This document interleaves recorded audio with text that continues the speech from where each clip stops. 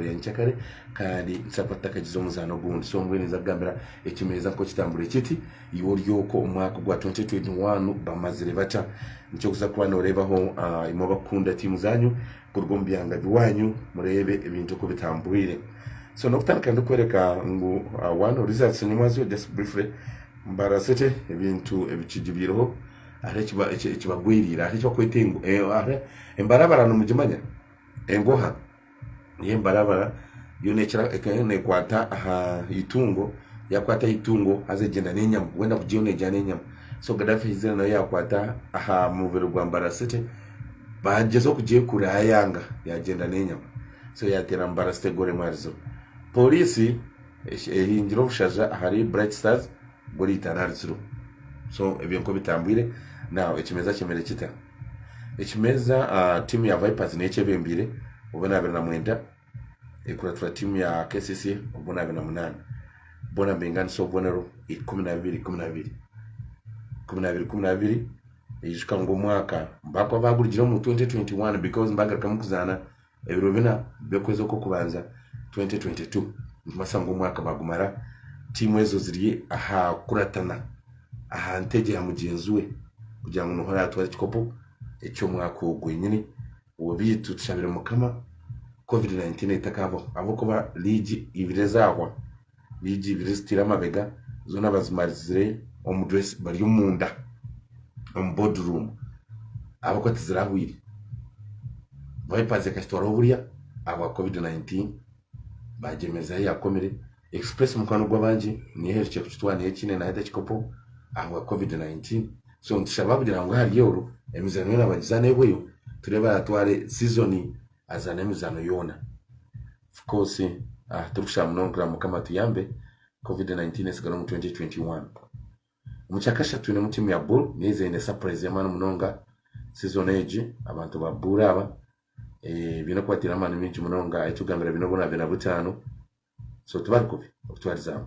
express mukano gwabanje bine kikopo ekya season ya wire bari mu cyakana bino bona bina bushatu ndabomba asakumba usabuje no misha bo kuba bina bushatu ncyo kimenyesha ngo uriya amwebembena na only 6 points those are 2 games so no wasakumkwata tokama Arua Hill Baba Livingstone is a good coach mkuna nabagambire we heshonga zezo kugira ngo Arua kushanga yagira shongo nkomuntu ezo kumuteganisa nkomuntu nkavu tosho kututwena ukuturiya abampurikize buri mayine eshonga zo kugira nkomuntu akushanga umuntu necyanda umuntu najuma konka kandi wareba arubazorun kana ushanga ine nk'ikintu kirunje cyayine cyemicwe ninge kindi kintu cyakora urankogo wetaza mu cyaci kuko bazakuwera abantu ushanga we number 1 kandi urango gutarga mu cyaci na harara konko mukiyo mukitima we number 1 so buryomwe aine aharabazwa ko bayinho uburemezi bwe nano amangi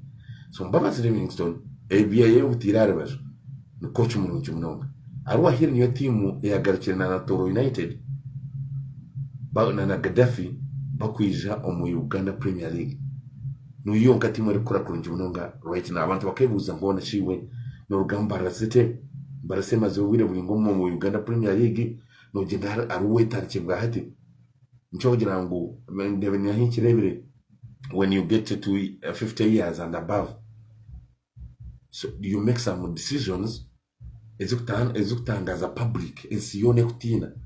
konka iwano chemanyana ko muti cyasharamu banyamu don't mind about those people so your decision kambaba ze yakoze amwe bakikwata mu bajangu what nusheke yakora kayaza kubona bona but now he's doing well aruma yagwa katano kandi Barcelona bajangu agume nayo ifimo nyago 12 so no reba ranga so where you get certain age no yakona 45 years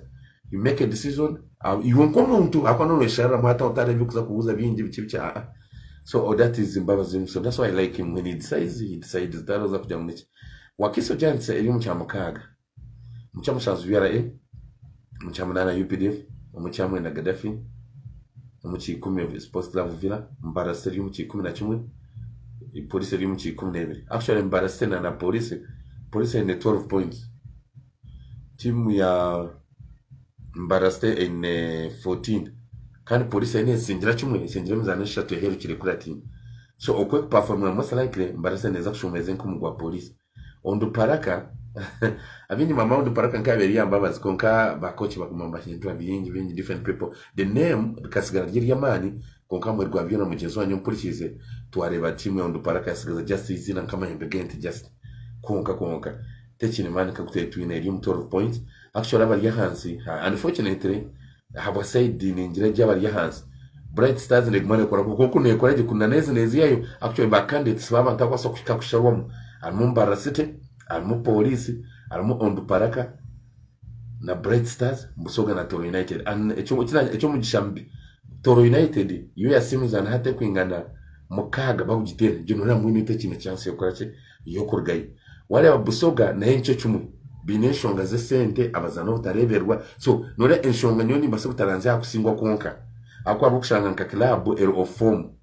ninge tariya ahamutindo mulungi gwa higuru mukuzana konka washanga kirimo cye sente kugira ngo tobasa kufuna sente zo kurebera abazana hata unono ra mutimwe jona beri yo kusharwa so ninde batorene na busoga barabakande so nka Bright Stars nkati bakora mu change maybe head coach bakareta nka coach mulungi Bright Stars ine chance yo kubasa kukona akoni yero hawo hagati so ntimanisa ngo ondu paraka konko paraka ine fan base yamani echimwa bakita kusharwaho pressure bakiteka abakwa barba coach babo chumire kugira ngo bagishero so ondu paraka ndai kubasa surviving now police kasi Bright and yoni koreka Bright Stars ke akoraje okupasa kuzombije byakasharwa huno police okusharwaho batanje kubashashura hati kandi babashashura ahabwire bwenyine noma kushashura umuntu kamusashura the right time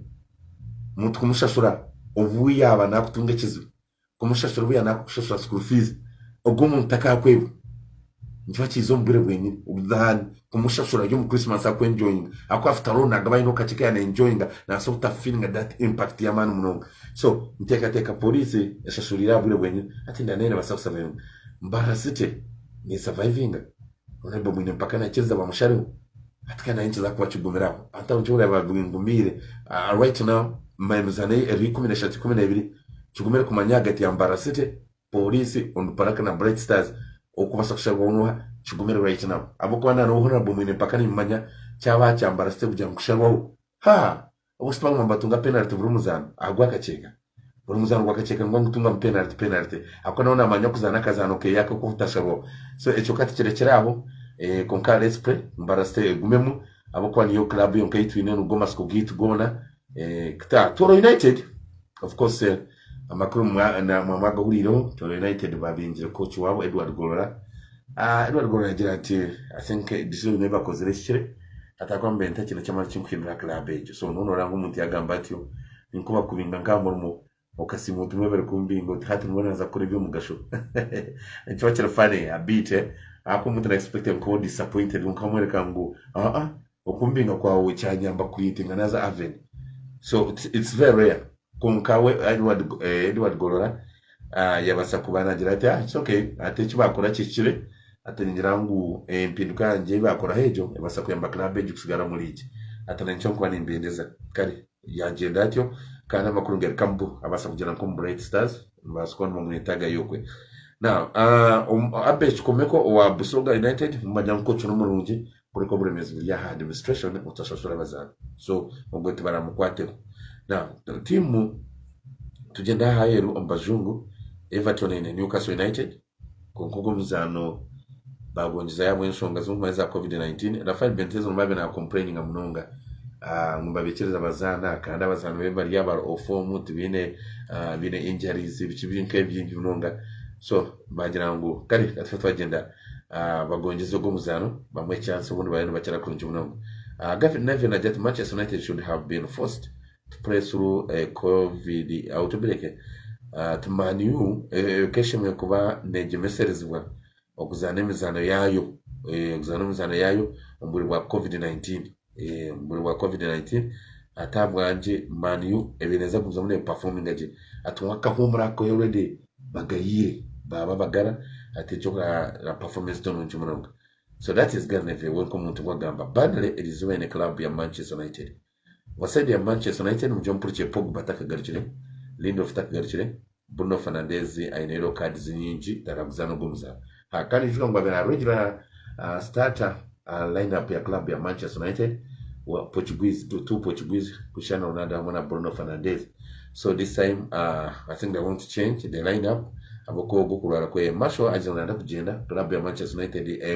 agitamirwe alikire tachine chamana chakuro mu club ejo. Wasedi ya Burnley mu jompo chize Ben zitarabuzane Robertson warwire na Steven Samajana asabta kuzoko mu munanga telefu. So kuryo kubemere Manchester United yomuka already bakahiza kutera timu ya Crystal Emwari 0 batere club ya Manchester United, but that was during the time of Mike Carrick. So nka coach Gradfield team manya wana kwindra system ecumi cy'amurundi bane tekoraje we tekasinyo mezaneta niyo na baitire mezanebiri ya drongesha tu. So ningira muri sana chance now kureba coach ogu matches coach ogu makiza no yafera akizafera haba Manchester United coach akizafera abantu ba Manchester United no muntu kwizana kugira ati ni zero kombe katimu ogu nabari mfezi wenyine fere number 1 abukogo mfere tokaza kumujajinga ahamuzano kubanguzano abuko already yakora ngo hina yumbeka. So mutiyana jana yumbeka na wasakuzana ati already yanyoche Don van Beek na Jordan Sancho mubaza kutandika aboko ba Bruno Fernandes ato byagayo mubaza kwamba mu chance kutandika Jordan Sancho mba kuma chance abaseko natandikana Cristiano Ronaldo nukwe arukugira atyo konko mufera wakabafera kare aboko atiri cyumukakora amashana kwereka ngo hana mbeke kintu cyeye iwano gira mu niki ibintu byawe so mbajya bane umudacha wasako umudachi Don van Beek the big abatso kuba wagutandika. So lineup ya Manchester United most likely na wasako bene David Gea omugoro mu kisenge bine wana Bisaka Dalot nchireka wakumushita musa this time, then Eric Bailly Maguire then Luke Shaw Alex Telles nova kumuhumuzaho atanazana. So Scott McTominay na Matic baziru hagataho na Van de Beek kugira ngo Van de Beek nasa kugende inyuma agakomisha kutwara umupira wa Sancho, Greenwood na Cavani, Ronaldo omahala apu tubamutaho Ronaldo alaina putaro. So ko biri bityo njana kwizanka substitute bwanyuma. That's a club ya Manchester United. Yesterday, of course, it was bad news for Chelsea or Guardiola team ya Brighton. Anyway, bad news abugira ngo kutera equalizer ndakika cyenda bongera mungira time munce rwo gagire makuru mayi munonga nicyo kimwe giteganise cyo kurimba kutera kare bakakutera kare kuko mutufite ndakika zamwe rutabasa kurgayo. That was bad news, heartbreaking. Lukaku agumizo makafumu karunji out of 2 games zatanje so far ya abenateba muso when come as an individual is doing well, so that's good, congratulations. And then I said the Man City nyuma zana struggle injira kusinga Brentford agore mwarizo konke kiri kikuru no kugira ngo feel Foden watebere kandi burumuzano wa Man City nateba Raheem Mahrez, Raheem Sterling, Kevin De Bruyne bona bateba Jack Grealish. So nicyo kurebera ejimba gita amashanyarazi kandi necyo already hati ebembira abandi no bono monana baguje no mwaka gwa 2022 and I can predict easily Man City okutwara chikopo cha season 8 konka bukirikare ne muzako anavumo kache naza kumo kache